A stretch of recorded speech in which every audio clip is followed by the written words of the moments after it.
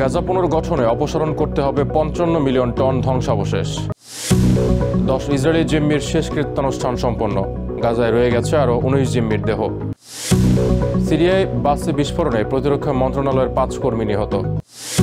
প্রধান সামরিক কর্মকর্তার মৃত্যুর সত্যতা নিশ্চিত করল হুথিরা।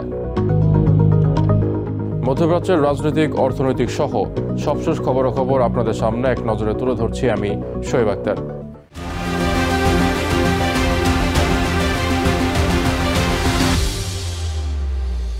যুদ্ধবিধ্বস্ত গাজার পুনর্গঠনে প্রায় 55 মিলিয়ন টন ধ্বংসাবশেষ অপসারণ করতে হবে, যা ইজিপ্টের বিখ্যাত পিরামিডে 13টির সমান। যুদ্ধবিরতির পর গাজা উপত্যকায় আবারও বাসিন্দা ফিরে এলেও তাদের থাকতে হচ্ছে আশ্রয় শিবিরের মতোই তাঁবু টাঙিয়ে।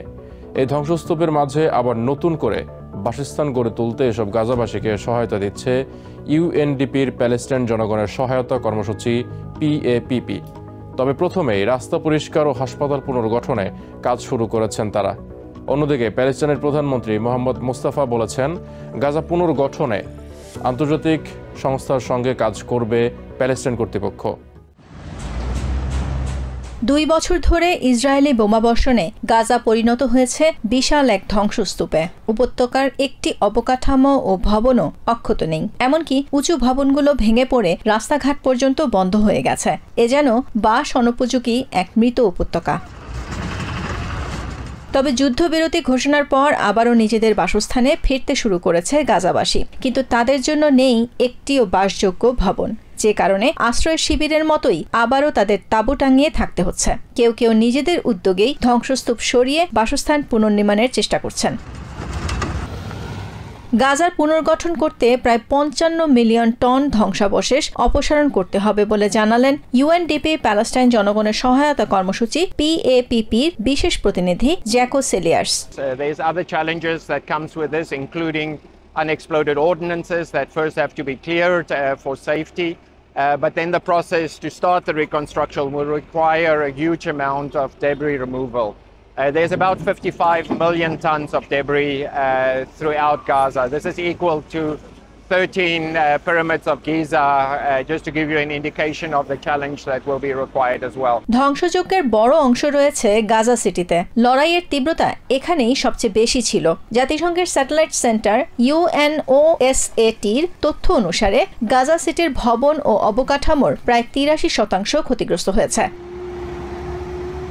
তবে ইউএনডিপি জানিয়েছে তারা ইতিমধ্যেই গাজা উপত্যকা থেকে প্রায় 81,000 টন ধ্বংসস্তূপ অপসারণ করেছে এবং তাদের এই কার্যক্রম অব্যাহত রয়েছে। জাতিসংঘ প্রতিনিধি জ্যাকো সেলিয়ার্স জানান, গাজার ক্ষয়ক্ষতি ও চাহিদা মূল্যায়নে একটি বৃহৎ পর্যালোচনা চলছে, যা জাতিসংঘ, বিশ্ব ব্যাংক এবং ইউরোপিয়ান ইউনিয়নের যৌথভাবে পরিচালিত।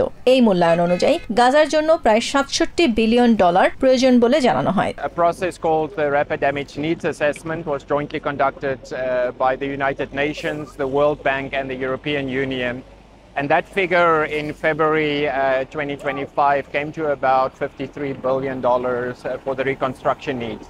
This figure is now being updated.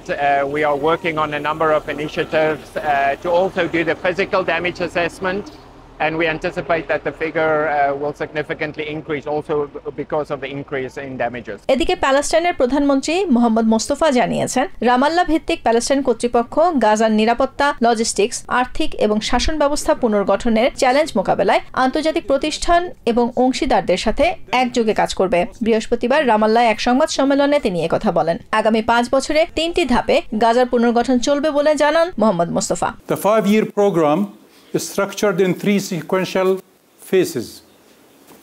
The first phase, a 6-month emergency phase, focused on early recovery valued at $3.5 billion.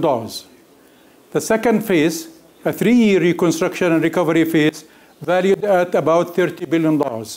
And the third phase will cover the rest of the program. আগামী নভেম্বরে গাজা পুনর্গঠন সম্মেলনের আয়োজন করা হবে বলে জানান প্রধানমন্ত্রী মোহাম্মদ মুস্তাফা। আর এই সম্মেলন আন্তর্জাতিক সহায়তা ও অংশীদারিত্বের কেন্দ্রীয় মঞ্চ হিসেবে কাজ করবে বলে তিনি জানান। In the coming month, November. Nahid Sihan, TVN 24 news desk. হামাসের কাছে নিহত 2 জিম্মি তামির নিমরোদি ও মোহাম্মদ আল আতরাশের শেষকৃত্যানুষ্ঠান বৃহস্পতিবার সম্পন্ন হয়েছে। তামিরের পরিবার দীর্ঘদিন ধরে সব জিম্মিকে ফিরিয়ে আনার আন্দোলনে সক্রিয় ছিল। দাফনের সময় শোকে ভেঙে পড়ে তার পরিবার। অন্যদিকে 39 বছর বয়সী মাস্টার সার্জেন্ট মোহাম্মদ আল আত্রাস 2023 সালের 7 অক্টোবর হামাসের সঙ্গে সংঘর্ষের সময় নিহত হবার পর তার দেহ গাজায় নিয়ে যায় যোদ্ধারা। বৃহস্পতিবার এই দুইজনের মৃতদেহ ফেরত আসার পর ইসরায়েলে সামরিক মর্যাদায় দাফন করা হয়েছে। হামাস এখন পর্যন্ত 10টি কফিন ফেরত দিয়েছে। এখনও গাজায় রয়ে গেছে 19 জন নিহত জিম্মির দেহ। এদিকে 7 অক্টোবর হামাসের হামলার দ্বিতীয় বার্ষিকী উপলক্ষে ইসরায়েলি সংসদ ভবনে অর্ধনমিত রাখা হয় জাতীয় পতাকা। সিরিয়ার পূর্বাঞ্চলীয় দেইর ইজ্জোর প্রদেশে একটি বাসে বিস্ফোরণে প্রতিরক্ষা মন্ত্রণালয়ের অন্তত 5 জন কর্মী নিহত হয়েছে। প্রতিরক্ষা মন্ত্রণালয়ের একজন কর্মকর্তা বৃহস্পতিবার এই তথ্য জানিয়েছেন। দামাস্কাস থেকে বার্তা সংস্থা AFPA জানায়, প্রতিরক্ষা মন্ত্রণালয় সম্পর্কিত তেল স্থাপনা রক্ষীদের বহনকারী একটি বাসের চলন্ত অবস্থায় বিস্ফোরকের সাহায্যে বিস্ফোরণ ঘটানো হয়। এ ঘটনায় 5 জন নিহত ছাড়াও বেসামরিক পথচারী সহ মোট 13 জন আহত হয়। দেইর ইজ্জোর ও মায়াদিনের মধ্যবর্তী সড়কে বাসটিতে এই বিস্ফোরণ ঘটানো হয়। এই হামলায় তাৎক্ষণিকভাবে কেউ দায় স্বীকার করেনি। তবে ব্রিটেন ভিত্তিক Syrian observatory for human rights জানিয়েছে, ইসলামিক স্টেট বা IS সদস্যরা এই হামলার সঙ্গে জড়িত থাকার সম্ভাবনা রয়েছে। প্রধান সামরিক কর্মকর্তা আল ঘামারির মৃত্যুর বিষয়টি নিশ্চিত করেছে ইয়েমেনের হুথি বিদ্রোহীরা। বৃহস্পতিবার এক বিবৃতিতে তারা জানায়, ইসরায়েলি বিমান হামলায় তাদের chief of staff major general Abdul কারিম আল ঘামারি প্রাণ হারিয়েছেন। হুথি নিয়ন্ত্রিত সংবাদ সংস্থা সাবা জানিয়েছে, হামলায় আল ঘামারির সঙ্গে আরও কয়েকজন সহযোগী এবং তার 13 বছর বয়সী ছেলে হুসেইনও প্রাণ হারিয়েছেন। এর আগে আল ঘামারির আহত হওয়ার খবর পাওয়া গেলেও এবার হুথি বাহিনীর পক্ষ থেকে আনুষ্ঠানিকভাবে তার মৃত্যুর বিষয়টি নিশ্চিত করা হয়েছে। তবে গত জুনেই আল ঘামারিকে হত্যার দাবি করে ইসরায়েল। এক নজরে প্রতিদিন মধ্যপ্রাচ্যের খবর জানতে চোখ রাখুন TVN 24 নিউজ নেটওয়ার্কের ইউটিউব ও ফেসবুক পেজে। নিউ ইয়র্ক থেকে সম্প্রচারিত TVN 24 টেলিভিশন বিশ্বজুড়ে বাঙালির কণ্ঠস্বর।